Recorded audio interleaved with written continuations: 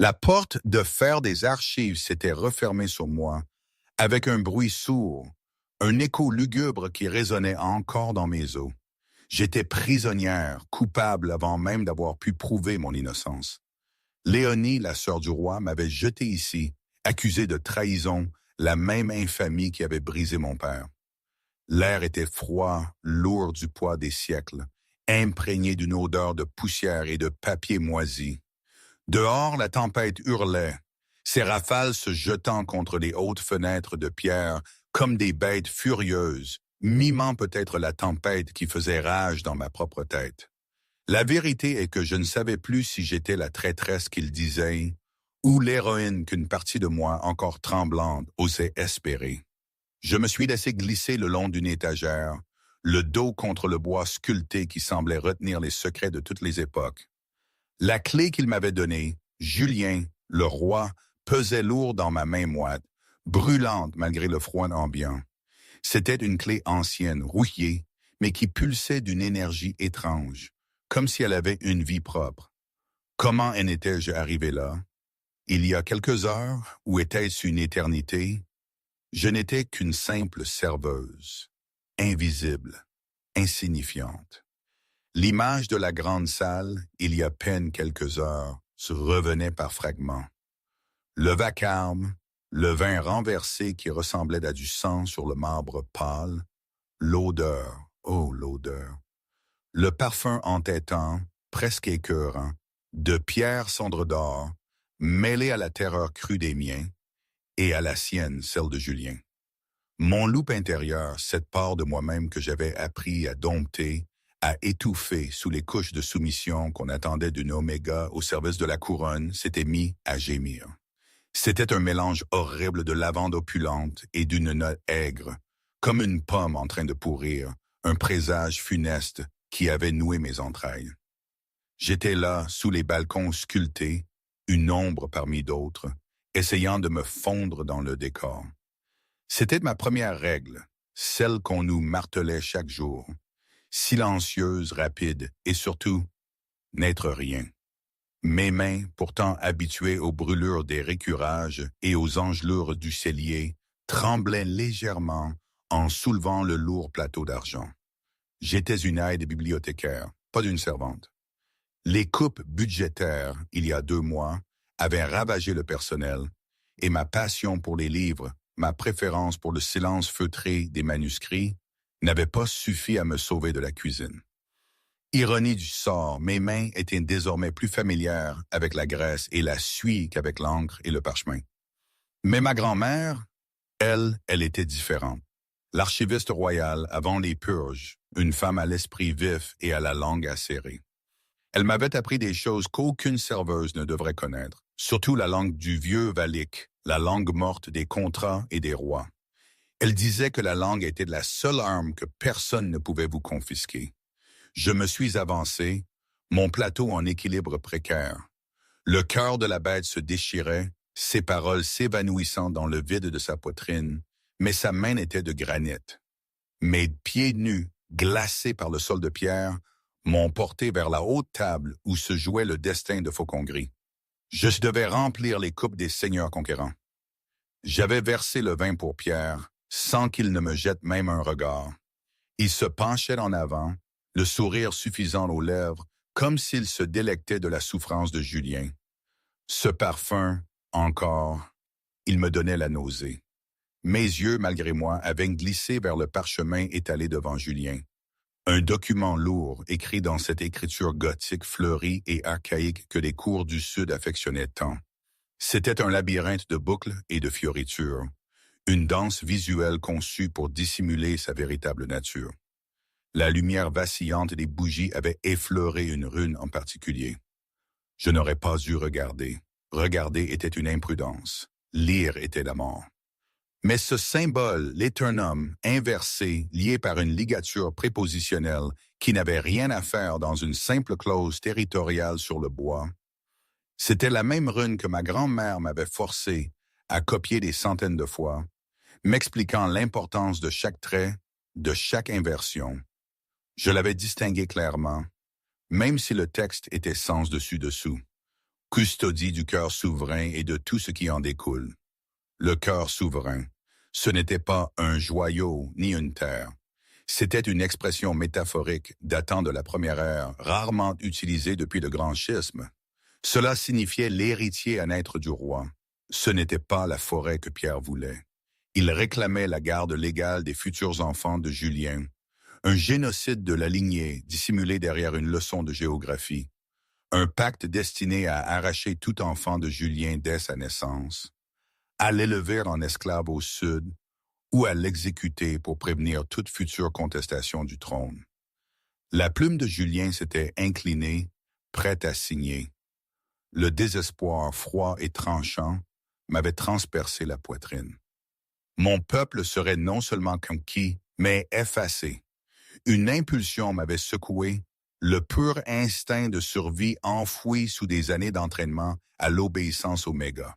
Le lourd plateau d'argent avait glissé de mes doigts, engourdi. Stop! Le fracas avait été assourdissant.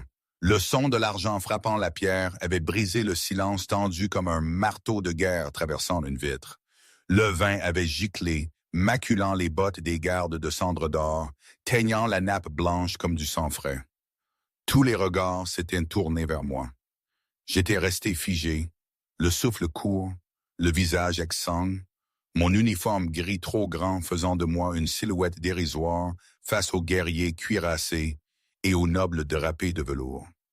Les échos de mon cri semblaient rebondir sur les chevrons, se moquant de ma folie. C'était un moment suspendu où la terreur pure se mêlait à une certitude froide et inébranlable. J'avais fait la bonne chose, même si cela allait me coûter la vie. Sophie, la stratège et fiancée de Pierre, s'était avancée, son odeur de sucre brûlé et d'ozone piquée d'une agression soudaine. Elle avait glissé sa main vers sa dague ornée de bijoux. Julien, lui, était resté immobile, la plume suspendue au-dessus du parchemin, une unique tache d'encre s'étalant sur la ligne de signature vide, un soleil noir naissant sur un horizon de désolation. Il avait levé les yeux, ses prunelles verrouillées sur ma silhouette tremblante. Il avait vu la terreur, oui, ses grands yeux de biche pris au piège du chasseur, mais au-delà, il y avait autre chose. Une intelligence désespérée, ardente, un feu qui refusait de s'éteindre. Garde, Pierre avait agité la main avec dédain, sans même daigner se tourner entièrement vers moi. Retirez cette créature maladroite et faites-la fouetter pour cette interruption. Elle a gâché l'ambiance. Deux brutes d'Ash Bloom, en armure dorée, s'étaient avancées. Mais Julien les avait arrêtés d'un seul mot, un simple « attendez », qui avait fait vibrer l'air, agitant le vin dans les coupes. Il s'était levé, sa stature colossale projetant une longue ombre sur la table. Il ne regardait pas Pierre, il me regardait moi. « Tu as parlé », avait-il dit, sa voix rauque comme des pierres broyées. « Tu as dit « stop ». Ma gorge était sèche comme la poussière, mes genoux s'étaient entrechoqués. Oui, sire. Pourquoi? C'était la question. Le pourquoi qui pouvait tout changer ou me condamner définitivement. Je ne sais plus exactement ce qui s'est passé ensuite. Les souvenirs s'entrechoquent. Je me souviens de Pierre, ce sourire de reptile, essayant de me discréditer, de me faire passer pour une idiote. Il voulait que Julien signe, à tout prix. Mais Julien, ce grand alpha, avait insisté, sa voix se faisant plus grave. Une commande primaire qui aurait dû me faire tomber à genoux, me faire exposer ma nuque en signe de soumission. Mais la peur pour lui, pour mon peuple, était plus forte que ma propre biologie. Je m'étais avancé, mes petites mains serrées en poing, ignorant les soldats dont les mains planaient déjà près de la garde de leur épée. Le texte, Votre Majesté, la clause, concernant les bois pleureurs. Le rire de Pierre avait été strident, sans aucune joie. Une serveuse donnant des conseils juridiques? C'est pathétique, même pour vous, faut qu'on grise. Vos conseillers sont-ils si incompétents que vous en êtes réduits à vous fier aux servantes de cuisine? Ça ne dit pas bois pleureur, avais-je rétorqué, ma voix tremblant, mais gagnant une fraction de force.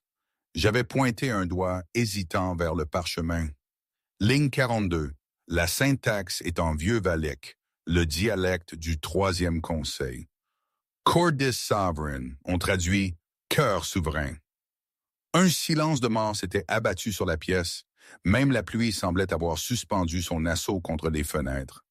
Le visage de Pierre était passé de l'amusement à un masque de froideur, sa jovialité d'un instant s'évaporant pour révéler quelque chose de reptilien, de gelé. Sophie s'était raidie, ses doigts se refermant sur la poignée de sa dague.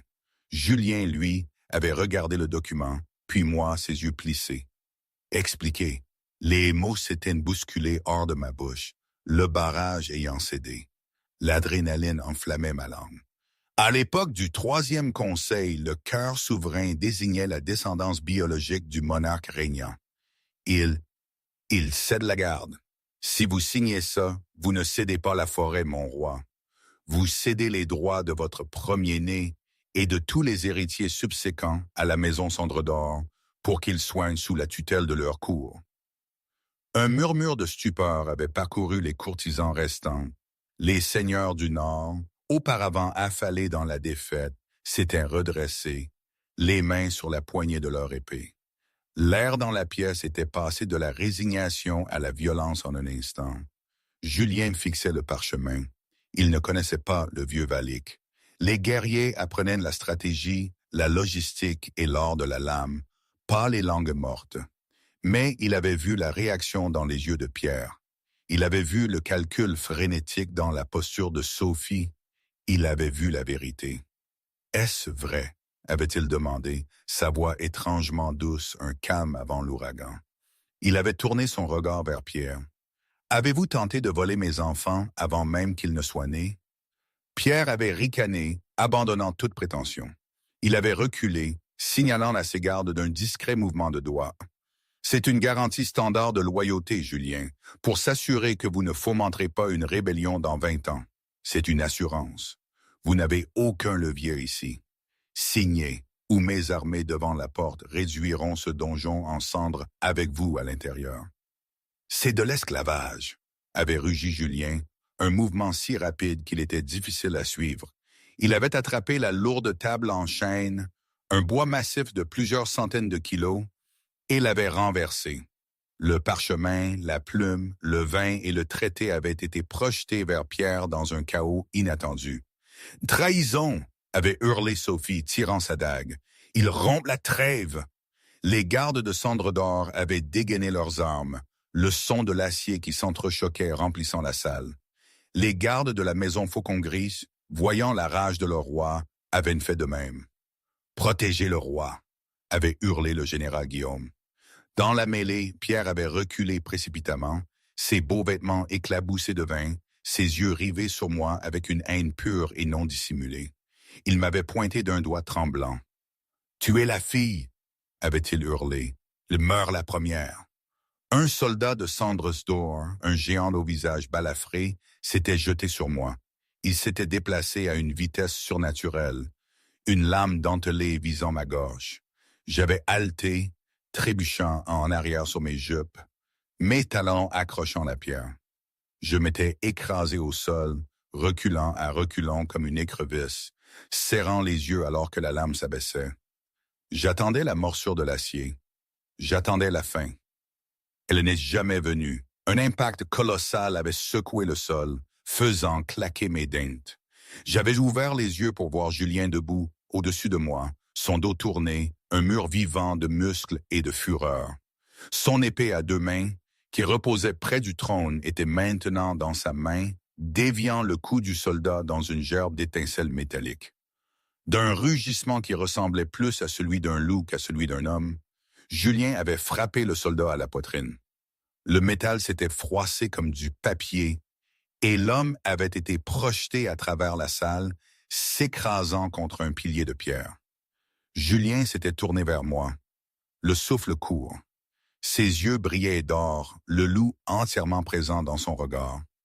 Il m'avait attrapé par le bras, sa poigne me meurtrissant, mais m'ancrant. « Derrière moi, sœur, avait-il ordonné. Le traité, avais-je bégayé, pointant du doigt le désordre humide sur le sol. Il n'y a pas de traité, avait grondé Julien, regardant la salle où ces hommes repoussaient la délégation cendre d'or vers les portes. « Pierre, sortez de mon donjon avant que je n'accroche votre tête à la porte. » Pierre, entouré de sa garde d'élite, avait jeté un regard en arrière depuis la grande entrée. Son calme avait disparu, remplacé par une promesse de violence si profonde qu'elle glaçait le sang. « Vous vous êtes offert une épine faible, peut-être moins, » avait craché Pierre. « Quand je reviendrai, je réduirai ce château en cendres. Et vous ?» Il avait pointé un doigt ganté vers moi, qui me recroquevillait derrière la cape du roi, jetant un œil par les plis de son manteau de velours. « Je vous arracherai la peau des os lentement.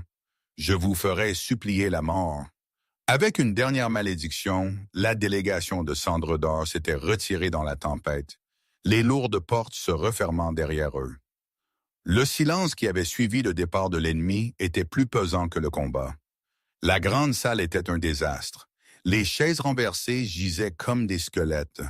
Le vin répandu ressemblait trop à du sang s'accumulant dans les joints, et le lourd parchemin du traité gisait froissé dans une flaque d'eau près de l'âtre. L'encre coulait, le mensonge se dissolvait. Julien se tenait au centre des ruines, la poitrine haletante.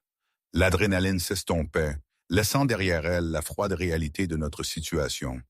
Il venait de relancer une guerre qu'il ne pouvait pas gagner. Il avait échangé l'esclavage contre l'annihilation.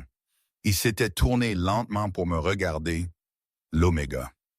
Je m'appuyais contre un pilier de pierre, essayant de disparaître à nouveau, essayant de faire partie de l'architecture.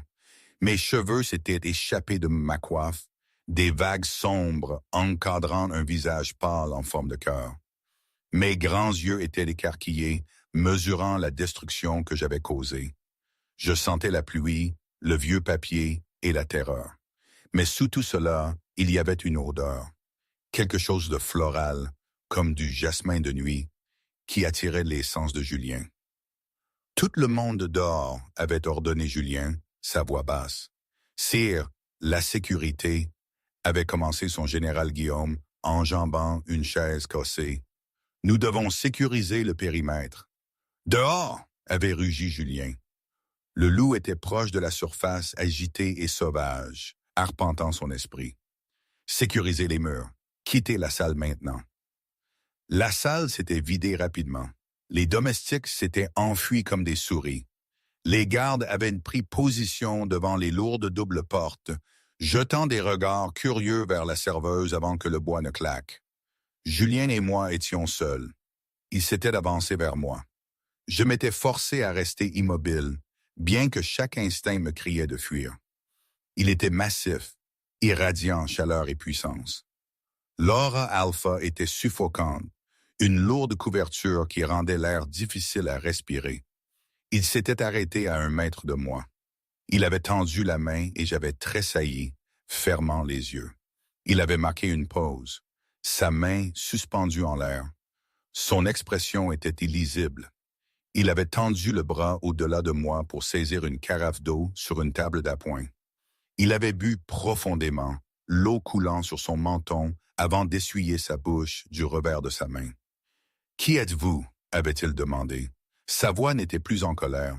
Elle était fatiguée, suspicieuse, intense. « Mary Hardwick, votre majesté. » Hardwick.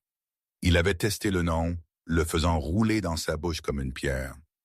Une maison noble mineure déchue de ses titres il y a 10 ans pour malversation, déshonorée. Le crime de mon père, avais-je murmuré regardant mes chaussures éculées. Pas le mien, ni celui de ma grand-mère. Et vous travaillez dans mes cuisines. J'avais besoin de manger, sire. Les bibliothèques m'étaient fermées après le procès. Julien s'était éloigné de moi, passant une main dans ses cheveux sombres et humides de sueur. Il ressemblait à un animal en cage. Vous lisez le vieux Valic avec suffisamment d'aisance pour repérer un piège dialectique que mon propre conseil juridique, des hommes payés en or et en terre, a entièrement manqué. Ma grand-mère a insisté pour que j'apprenne, avais-je dit. Elle était l'archiviste. Elle disait que le langage est la seule arme qu'ils ne peuvent pas confisquer à la frontière. Elle m'a fait transcrire les anciens traités, jusqu'à ce que mes doigts saignent. Julien avait cessé de faire les 100 pas. Il avait regardé le traité froissé sur le sol. Vous avez sauvé ma lignée, Mary Hardwick. Vous avez sauvé mes futurs enfants. Il avait de nouveau tourné son regard brûlant vers moi. Vous nous avez aussi probablement tous condamnés à mort par le feu d'ici la semaine. Pierre ne pardonnera pas cette humiliation. Je suis désolé, Votre Majesté. J'aurais dû vous laisser signer. Julien avait ri, un son sombre et sans humour qui avait grondé dans sa poitrine. Il avait de nouveau réduit la distance entre nous, envahissant mon espace. Il avait soulevé mon menton d'un doigt rugueux, me forçant à regarder ses yeux orageux. « Non, » avait-il dit doucement, « ne t'excuse jamais pour la vérité. Je préférerais mourir en combattant sur les murs que de vendre mes enfants à naître à ce serpent. » Son pouce avait effleuré ma mâchoire. Ce contact avait envoyé une décharge électrique à travers moi, me faisant plier les genoux. Ce n'était pas la peur, cette fois. C'était autre chose. Une attraction magnétique et ancienne, enfouie au plus profond de ma moelle. Julien semblait le ressentir aussi. Ses pupilles s'étaient dilatées, l'anneau d'or autour de ses iris s'éclaircissant, ses narines frémissant, inspirant mon odeur. Pendant un instant, la guerre n'existait plus. Il n'y avait que la chaleur de sa main et l'odeur de la pluie et du pain. Il avait retiré sa main comme s'il s'était brûlé. Il s'était détourné, mettant de la distance entre nous. Mais cela crée un problème, avait dit Julien, sa voix redevenant professionnelle, dressant un mur entre nous. Pierre connaît votre visage. Il vous a marqué. Si vous quittez ce donjon, ces assassins vous trouveront avant le lever du soleil. Il fera de vous un exemple. Je n'ai nulle part où aller, avais-je admis, ma voix tremblante, Mes quartiers sont dans l'aile des serviteurs. Plus maintenant. Julien s'était dirigé vers le dais et avait pris une lourde clé de fer dans un compartiment caché du bras du trône. Elle était ancienne, rouillée et pulsait d'une faible énergie. Il me l'avait lancée. Je l'avais maladroitement attrapée contre ma poitrine. Et à partir de ce moment, vous n'êtes plus une serveuse, avait déclaré Julien. Vous êtes la scribe royale. Vous logerez dans l'aile est, près de mes appartements. Mes yeux s'étaient écarquillés. Sire, le scandale. Une oméga dans l'aile royale sans chaperon. La cour me déchirera. Qu'il parle, avait claqué Julien. Je n'ai pas besoin de leur approbation. J'ai besoin de notre survie. J'ai besoin d'yeux qui peuvent voir ce que je ne peux pas. J'ai besoin de quelqu'un qui comprend la langue de l'ennemi mieux qu'eux. Pierre n'a pas écrit ce traité seul. Il a utilisé des lois anciennes. Cela signifie qu'il pourrait y avoir d'anciennes contre-lois, des failles, des précédents oubliés par le temps. Il s'était dirigé vers la fenêtre, regardant les lumières en retraite du carrosse de cendre d'or disparaître dans la nuit pluvieuse. « Vous avez trouvé le piège, Marie, » avait dit Julien, son dos tourné vers moi. « Maintenant, trouvez-moi l'arme pour le détruire. Fouillez les archives. Trouvez-moi un moyen de gagner une guerre sans armée, car nous ne pouvons pas gagner sur le champ de bataille. » J'avais serré la lourde clé de fer. J'avais regardé le dos large du roi, l'homme qui s'était tenu entre moi et une épée, l'homme dont le contact me picotait encore sur la peau.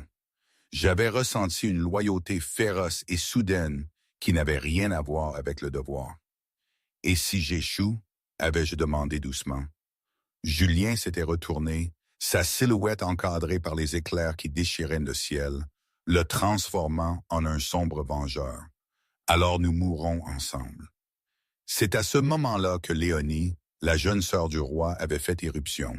Une tornade de fureur, les cheveux mouillés par la pluie, une arbalète toujours à la main, son armure éclaboussée de boue.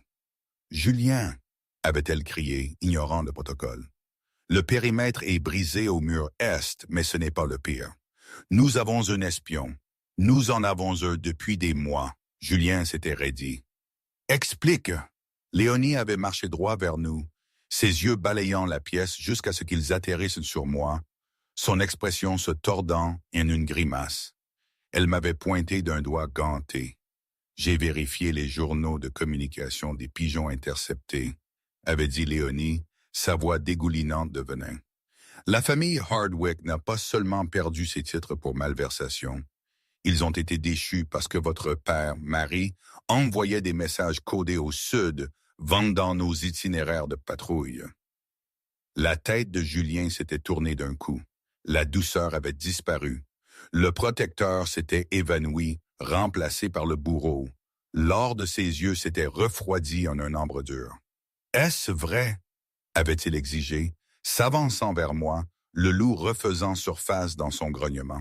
« Êtes-vous la fille de votre père? » J'avais reculé jusqu'à ce que ma colonne vertébrale heurte le pilier de pierre froid. « Mon père était un traître, » avais-je crié, serrant la clé comme un bouclier. « Mais je ne le suis pas, je viens de vous sauver. Pourquoi aurais-je arrêté le traité si je travaillais pour eux? Ou vous avez arrêté la signature parce que le traité n'était pas assez punitif, » avait craché Léonie s'approchant. « Peut-être vouliez-vous qu'il se batte pour qu'il soit tué, laissant le trône vide. Peut-être est-ce une double trahison. » Julien me fixait. L'air dans la pièce était devenu lourd, suffocant. Le lien que nous avions ressenti quelques instants plus tôt s'était tordu en un nœud déchiqueté et douloureux. Il avait regardé la clé dans ma main, la clé des secrets de son royaume, puis mon visage terrifié. Il ne pouvait pas se permettre de faire confiance. Pas maintenant. « Emportez-la à la tour, » avait dit Julien, sa voix dénuée d'émotion. « Enfermez-la dans les hautes archives. Gardez la porte. »« Sire, s'il vous plaît, » avais-je supplié alors que Léonie m'attrapait brutalement le bras. « Je suis innocente. Vous avez jusqu'à l'aube pour trouver quelque chose d'utile, Marie, » avait dit Julien, me tournant le dos une fois de plus, fixant le feu. « Prouvez votre loyauté avec de l'encre, ou vous saignerez comme votre père. » Alors que Léonie m'entraînait, j'avais regardé en arrière une dernière fois. Le roi se tenait seul dans les décombres de sa salle, souverain de cendres, pris entre une guerre qu'il ne pouvait pas gagner, et une femme à qui il voulait faire confiance, mais n'osait pas. La lourde porte avait claqué, coupant la connexion, me laissant dans l'obscurité avec seulement une clé et un espoir désespéré. Les hautes archives du château de Faucon-Gris n'étaient non seulement une bibliothèque. C'était un tombeau de savoir, froid et indifférent aux vivants.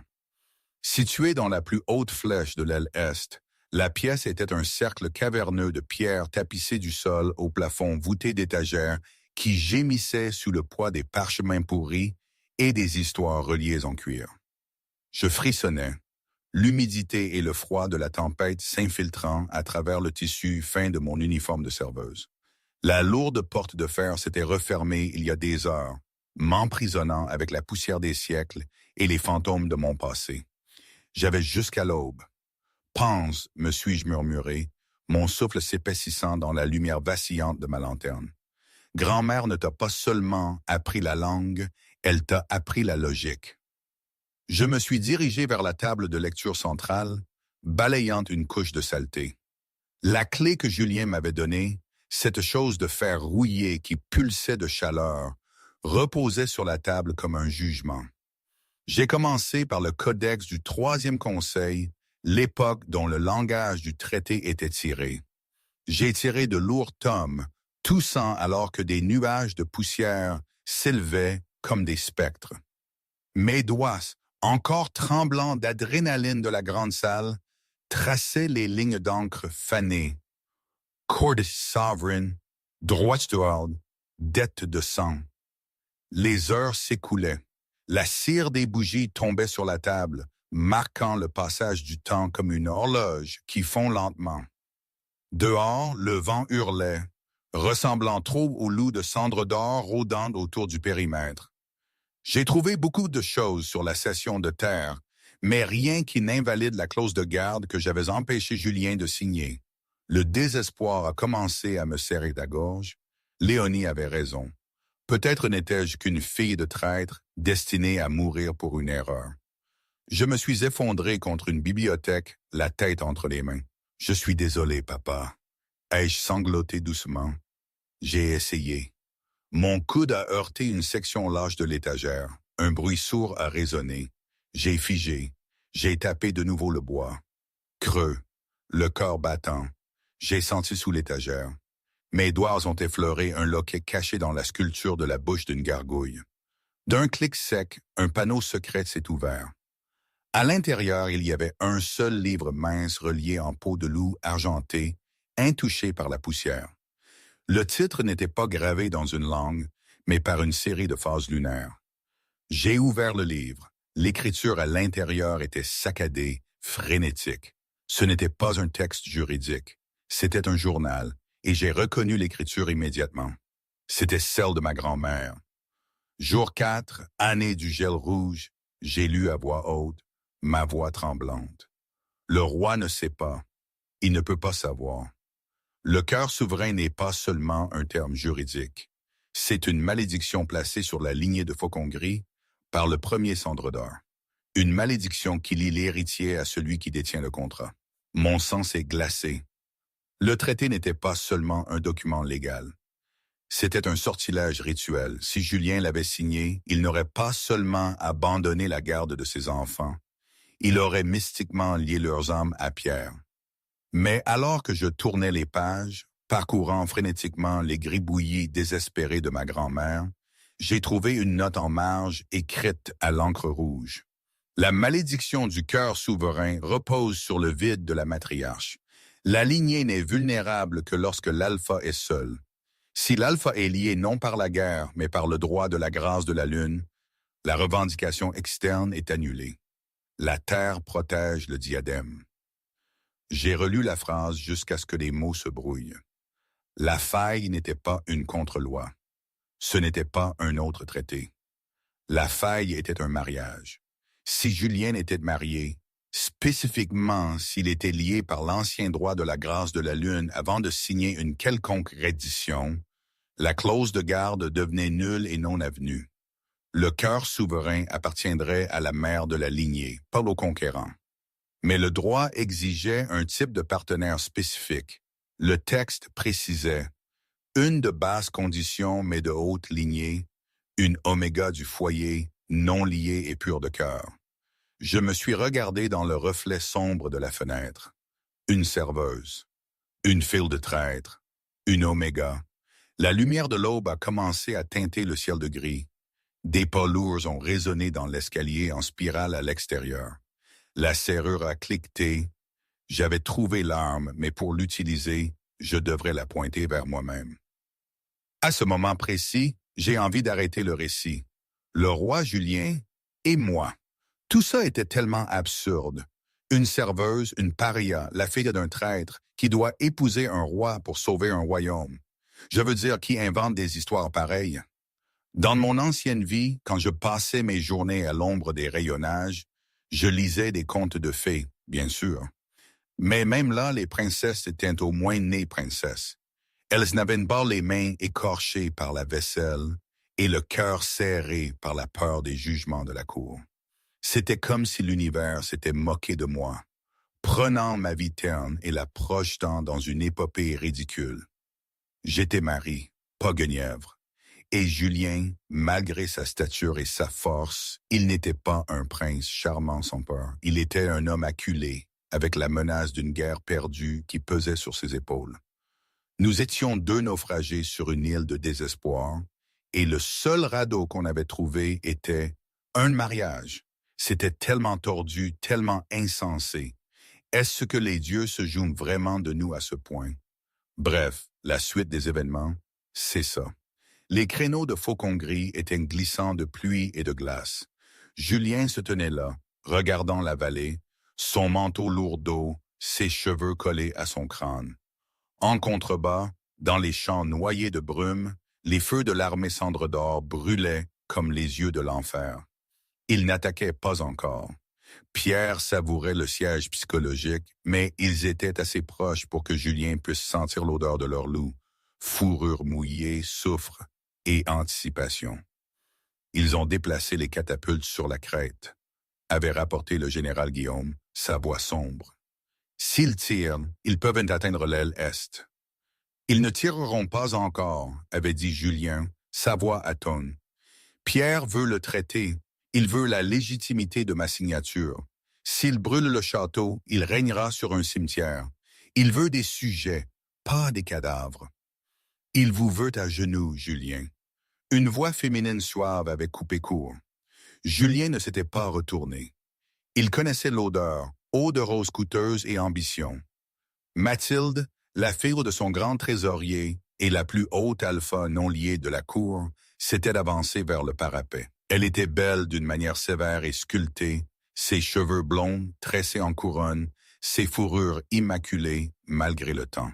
« Vous auriez dû laisser la fille mourir », avait dit Mathilde, debout à côté de lui. Le traité était dur, oui, mais nous aurions vécu. Maintenant, vous risquez tout le Nord pour une simple serveuse qui sait lire. Elle a vu ce que vous n'avez pas vu, Mathilde, avait grogné Julien. Elle a vu que Pierre avait l'intention d'asservir ma lignée. Mathilde avait agité la main avec dédain. Les enfants peuvent être remplacés. L'héritage de Julien est bâti sur la survie, pas sur le sentiment.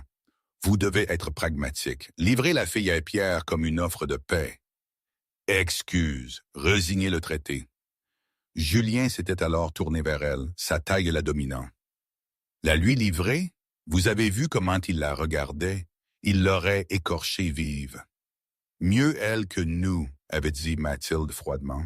Elle avait posé une main sur son avant-bras blindé. Julien, écoutez la raison. Mon père contrôle les réserves de céréales. Si le siège dure une semaine, le peuple mourra de faim. Mais si vous mettez fin à cela maintenant, si vous vous alliez à la maison Whitlock, nous pourrons traverser cela. Je peux vous aider. Julien avait regardé sa main, puis ses yeux. Il y avait vu le calcul. Elle ne voulait pas sauver le royaume. Elle voulait être reine des cendres. Et quel est le prix des céréales de la maison Whitlock? Avait demandé Julien doucement. Mathilde avait souri, pensant qu'elle avait gagné. Le mariage, bien sûr. Une union de nos maisons renforcerait votre revendication. Pierre pourrait hésiter à attaquer un front uni. Julien avait retiré son bras. Pierre rirait d'un mariage politique, Mathilde. Il ne craint que le pouvoir, et vous m'offrez des céréales, pas de l'acier. Il avait regardé vers l'aile est, vers la haute tour où une lumière solitaire brillait dans les archives. Son loup s'était agité et marchant. Il pouvait me sentir. Moi, Marie. C'était faible, une traction dans sa poitrine qu'il ne pouvait pas expliquer. Ce n'était pas seulement de la gratitude, c'était une résonance. La fille reste, avait dit Julien, sa voix définitive. Et si votre père retient les céréales, je le pendrai pour trahison. Le visage de Mathilde s'était durci. Le masque de la courtisane avait glissé, révélant la fierté déchirée en dessous. Vous choisissez la fille d'un traître plutôt que votre propre noblesse. Vous êtes vraiment le roi des fous, Julien. Quand les murs tomberont, ne vous attendez pas à ce que je pleure pour vous. Elle s'était retournée et était partie, ses talons claquant avec colère sur la pierre. Julien avait expiré, regardant les feux ennemis. Il était isolé. Sa sœur doutait de lui. Ses nobles complotaient. Son ennemi était à la porte, et son seul espoir reposait entre les mains d'une femme qui avait toutes les raisons de le haïr. Sire, avait appelé une sentinelle. Mouvement à la porte, un cavalier de cendre d'or. Julien s'était penché par-dessus le bord. Un seul cavalier se tenait juste hors de portée des archers, tenant une lance avec quelque chose d'accroché au sommet. C'était une poupée de paille grossièrement habillée d'un chiffon gris qui ressemblait à un uniforme de serveuse. Un couteau était planté dans son cœur. Un message. Tic-tac. Julien avait serré la pierre du rempart jusqu'à ce qu'elle se fissure sous ses doigts. Il s'était tourné vers le général Guillaume. « Tenez le mur », avait ordonné Julien. « Je vais aux archives. » La lourde porte de fer des archives avait gémi alors que Julien la poussait. La pièce était sombre, éclairée seulement par les braises mourantes de l'âtre et quelques bougies vacillantes. L'air était épais de poussière et d'odeur de vieille magie. Je suis assise à la table centrale, entouré de piles de livres ouverts. Ma tête reposait sur mes bras, ma respiration superficielle. J'ai l'air épuisé, ma coiffe est partie, mes cheveux sombres se déversant sur le livre relié d'argent sous ma joue. Julien a fermé la porte doucement, enfermant le monde. Il s'est approché de moi lentement, essayant de calmer le battement de son loup. De près, je semblais fragile. Mes cils étaient longs contre mes joues pâles et mes mains étaient tachées d'encre. Il a tendu la main, hésitant à me réveiller. Mais avant qu'il ne puisse toucher mon épaule, mes yeux se sont ouverts. J'ai hallété, reculant brusquement, renversant une pile de parchemin sur le sol. Quand j'ai vu que c'était lui, je me suis effondré, la main sur le cœur. « Votre Majesté », ai-je soufflé. J'ai dû m'assoupir. « C'est l'aube, Marie », a dit Julien, sa voix basse. Il est resté de l'autre côté de la table, l'utilisant comme barrière. S'il s'approchait trop, il n'était pas sûr de pouvoir maintenir la distance requise d'un roi. « L'avez-vous ou est-ce que je vous envoie au bloc d'exécution ?» C'était une question cruelle, mais il avait besoin de savoir si j'étais assez forte pour survivre à ce qui allait arriver. Je me suis levé. Je n'ai pas tressailli. J'ai pris le livre d'argent, le journal, et le lui ai tendu comme un bouclier. Il n'y a pas de contre-loi, ai-je dit d'une voix ferme. Le traité que Pierre a écrit est inattaquable. Il a utilisé le pacte de sang de la première ère. Ce n'est pas seulement de l'encre, sire.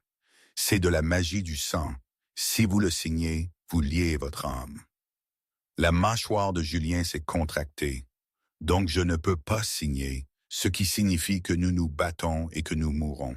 Il a reniflé. Non, ai-je dit. J'ai fait un pas autour de la table, empiétant sur son espace. Le pacte a une condition. Il repose sur le vide de la matriarche.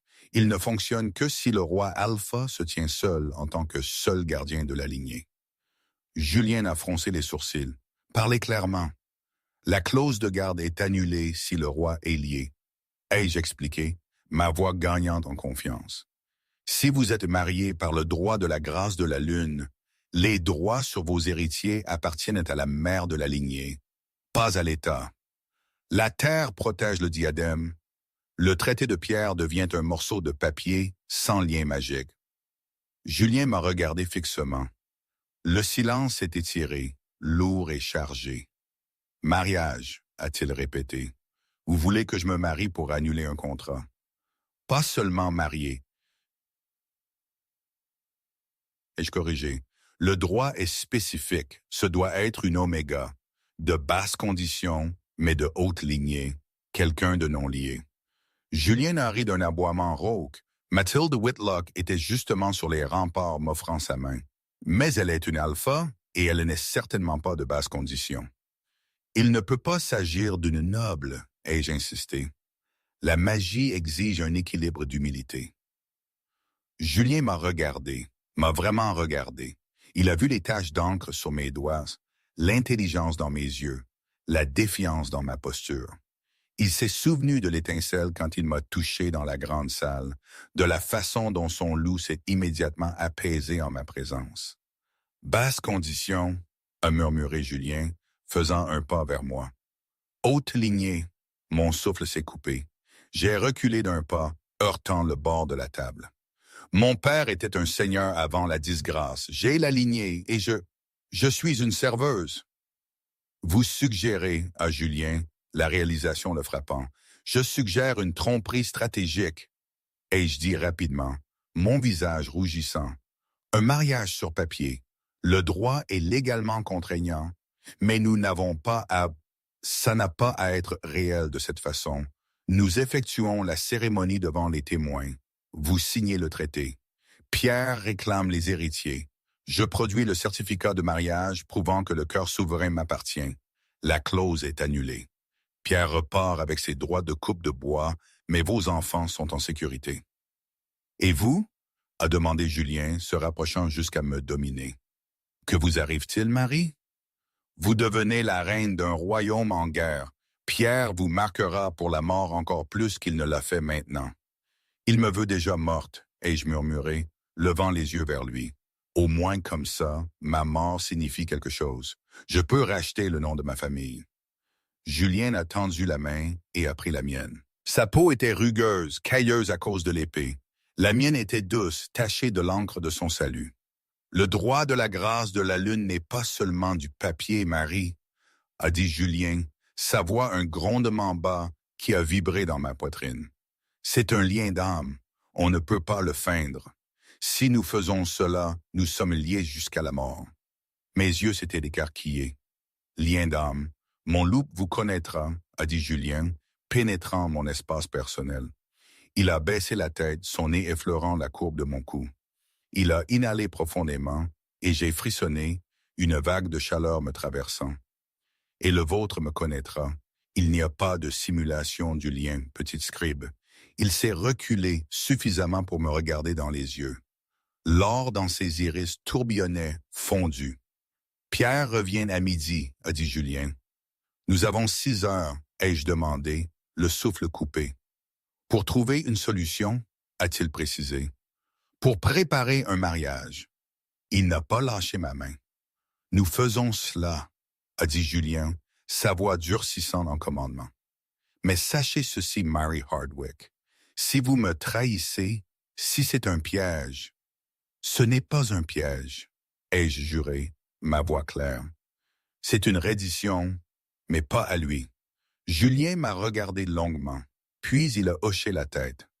Venez, a-t-il dit, me tirant vers la porte. Nous devons réveiller le grand prêtre, et je dois vous trouver une robe qui n'est pas couverte de sauce. Attendez, j'ai calé mes talons. Votre sœur Léonie, elle pense que je suis une espionne. Elle n'acceptera pas ça. Julien a marqué une pause, sa main sur le loquet de fer. Un sourire sombre a effleuré ses lèvres. Léonie veut sauver le royaume, a-t-il dit. Elle n'aimera pas ça, mais elle en sera témoin parce que l'alternative est l'extinction. Il a poussé la porte, me guidant hors de la tour et dans le chaos du matin. La tempête s'était calmée, mais le ciel était encore gris comme le fer. Nous entrions maintenant dans une autre sorte de tempête. Une tempête de politique, de magie et d'un mariage qui allait soit sauver le Nord, soit nous détruire tous les deux de l'intérieur. La chapelle des anciens dieux était une caverne d'ombre et d'encens anciens sous le donjon. Je me tenais devant l'autel, drapé dans une lourde robe de velours tissée d'argent des voûtes royales, qui sentait le cèdre et la lavande. Ça ressemblait moins à une robe qu'à une armure. « Tiens-toi tranquille », avait sifflé Léonie, ajustant le lourd voile qui me masquait le visage. Pour une fois, elle n'avait pas l'air complètement furieuse, juste tendue. Une fois les mots prononcés, tu seras sienne. La meute le sentira. La terre le sentira. Il n'y a pas de divorce de la grâce de la lune. Je fais cela pour le Nord, avais-je murmuré, bien que mon cœur battait contre mes côtes comme un oiseau en cage. La lourde porte en chêne s'est ouverte en grinçant, et Julien est entré. Il avait troqué son armure usée par la bataille pour la laine noire et la fourrure blanche du roi Elpha. Il remplissait le petit espace, déplaçant l'air, son regard brûlant à travers mon voile pour trouver la femme en dessous. « Êtes-vous prête ?» avait-il demandé, sa voix un grondement bas qui vibrait dans la plante de mes pieds. « Oui, Julien, » avais-je répondu, testant le nom. Ça avait le goût de l'éclair. Le grand prêtre, ridé, s'était avancé avec une dague d'obsidienne. Du sang pour la lignée, l'avait pour l'honneur, puis il avait tracé la lame sur la paume de Julien, puis sur la mienne. Il avait pressé nos mains sanglantes ensemble, les liant étroitement avec une bande de soie blanche. « Répétez le vœu du diadème », avait ordonné le prêtre. Les yeux gris orageux de Julien s'étaient fixés sur les miens. « Moi, Julien de la maison Faucon-Grise, je te revendique comme mon ancre, mon bouclier, mon cœur. Là où je finis, tu commences. » Mon souffle s'était coupé. Moi, Marie de la maison Hardwick, j'accepte le fardeau. Je suis la racine de ta montagne, le silence de ta tempête. Là où tu finis, je commence. La magie nous a frappés comme un coup physique.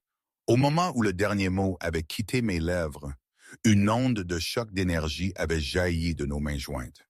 Mes genoux avaient flanché, mais Julien m'avait rattrapé, me serrant contre sa poitrine.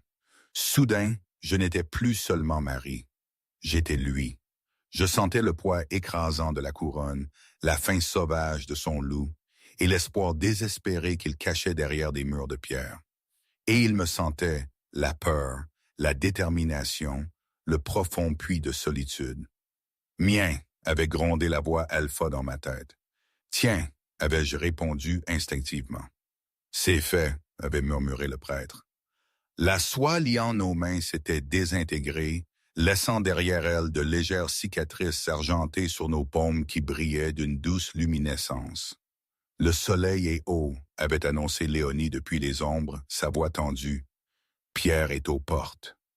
Julien s'était reculé, mais la connexion était restée, un lien tendu et invisible entre nous. Il avait laissé tomber sa main sur la garde de son épée, ses yeux durs. « Qu'il vienne, avait dit Julien. Il s'attend à une reddition. Nous lui donnerons une guerre. » La grande salle avait été nettoyée à la hâte, mais l'odeur de violence persistait.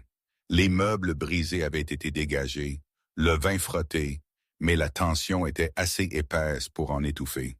Julien était assis sur le trône d'obsidienne, son visage un masque de pierre. Il était seul sur le dais. J'étais caché derrière les lourdes tapisseries de velours à gauche, serrant le journal relié d'argent contre ma poitrine. Les portes s'étaient ouvertes à la volée. Pierre Cendre d'Or était entré d'un pas assuré, l'air victorieux. Il avait changé pour des robes fraîches de cramoisi et d'or, et ses gardes brillaient. Sophie Simorage marchait à ses côtés, un sourire suffisant plaqué sur le visage. « Midi, Julien », avait annoncé Pierre, sa voix résonnant dans la salle. « Je vois que vous n'avez pas incendié le château. » Sage. « J'ai considéré vos conditions, » avait dit Julien, sa voix attonée, « et j'accepte la nécessité de la paix. » Pierre avait ri, un son de pur triomphe. Enfin, le loup apprend à guérir. Il avait claqué des doigts et un scribe s'était précipité avec une nouvelle copie du traité. Signez Julien et finissons-en. Pierre avait posé le parchemin sur la table. Il avait offert une nouvelle plume à Julien. Julien s'était levé. Il était descendu des marches du dais, se déplaçant avec la grâce d'un prédateur. Il avait pris la plume. Il avait regardé Pierre, puis le traité. Il avait signé. Moi, regardant à travers une fente dans le tissu, j'avais senti le grattement de la plume dans ma propre âme. « Excellent !» avait ronronné Pierre, saisissant le document avant que l'encre ne soit sèche. Il avait scanné la signature, ses yeux brillants. « Le Nord est mien, les mines, le bois et le cœur souverain. » Pierre s'était tourné vers ses gardes. « Allez à l'aile de la nurserie royale, sécurisez l'avenir. Si la reine n'est pas enceinte, nous prendrons des assurances. » « Il n'est pas nécessaire que vos gardes aillent nulle part, » avait dit Julien calmement. Pierre s'était arrêté. « Et pourquoi cela? »« Parce que le cœur souverain ne vous appartient pas, » avait dit Julien. « Relisez la clause, Pierre. La garde est transférée au demandeur à moins que la lignée ne soit sécurisée par le droit du diadème, auquel cas le cœur reste avec la mère. » Le visage de Pierre s'était assombri. « Vous êtes célibataire, Julien.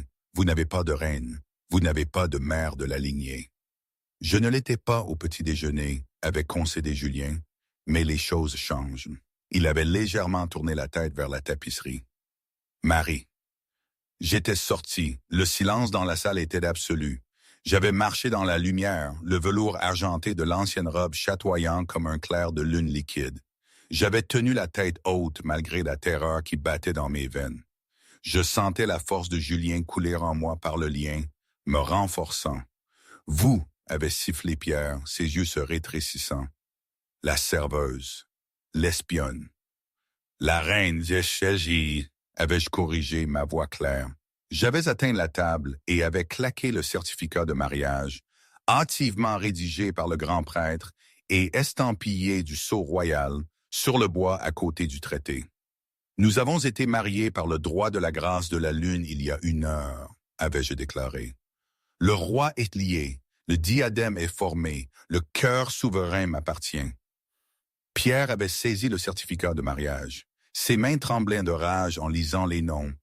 Julien de la maison Faucon-Gris, Murray Hardwick. « C'est un tour !» avait hurlé Sophie s'avançant. « Une fraude! Une servante ne peut pas être une reine! » « Vérifiez les signatures » avait grogné Julien, s'avançant à mes côtés. « Vérifiez le sceau, et si vous doutez de la magie... » Il avait levé la main. J'avais levé la mienne. Nous avions tendu nos paumes. Les cicatrices argentées du rituel de sang brillaient d'une lumière douce et indéniable. Les soldats de cendre d'or avaient haleté, reculant d'un pas. Même eux savaient ce que cette lumière signifiait. La faveur des anciens dieux. Pierre avait regardé de la cicatrice au visage de Julien, son calme se brisant. Le piège s'était refermé sur ses doigts. Il avait les droits de coupe de bois. Oui, il avait les mines, mais il avait perdu le prix. Il avait perdu la lignée. Le Nord survivrait. « Vous croyez être intelligent, » avait murmuré Pierre, sa voix tremblante de fureur. « Vous croyez qu'un bout de papier et une robe volée peuvent m'arrêter? » « Le traité est signé, » avait dit Julien froidement. « Violez-le et vous violez les lois du Conseil. Tous les royaumes se retourneront contre vous. » Pierre avait regardé le traité dans sa main, puis il m'avait regardé. La haine dans ses yeux était un poids physique. « Au diable le Conseil !» avait hurlé Pierre, dégainant son épée. « Tuez-les toutes les deux. S'il n'y a pas de parents, il n'y a pas de fallu. » La salle avait éclaté. « Trahison !» avait rugi le général Guillaume, tirant sa lame alors que la garde de Faucon-Gris chargeait. Mais l'élite de Cendre d'Or était plus proche. 3 d'entre eux s'étaient précipités sur le roi et la reine. « Marie, recule !» avait hurlé Julien, me poussant derrière lui alors qu'il parait un coup lourd d'une épée à 2 mains. Le choc de l'acier avait étincelé dans l'air. « Non !» avais-je crié. Je n'avais pas reculé. Je ne pouvais pas. Le lien me hurlait dessus. J'avais ressenti une douleur aiguë dans mon flanc gauche. Pas la mienne, mais l'angle mort de Julien. « Gauche !» J'avais projeté la pensée de toutes mes forces. Julien n'avait pas hésité. Il s'était tourné à gauche, s'abaissant juste au moment où une dague sifflait dans l'espace où son cou se trouvait. Il avait enfoncé son coude dans le visage de l'attaquant, entendant le craquement des os. C'était le chaos. Les gardes de Cendre d'Or étaient en infériorité numérique, mais c'étaient des tueurs d'élite. Sophie hurlait des ordres, sa dague étincelant alors qu'elle engageait Léonie près de l'âtre. Pierre ne combattait pas les gardes. Il venait pour moi. Il se déplaçait dans la mêlée comme un serpent, ses yeux rivés sur moi. Julien était occupé avec 2 fantassins lourds. « Vous avez tout gâché !» avait grogné Pierre, se jetant sur moi avec sa rapière. Je trébuchais en arrière, mon talon s'accrochant à l'ourlet de la lourde robe de velours. Je tombais lourdement. Pierre avait levé la lame pour le coup fatal. « Meurs, petite souris !» J'avais levé la main, non pas pour bloquer, mais dans un geste désespéré de défi. « Julien !»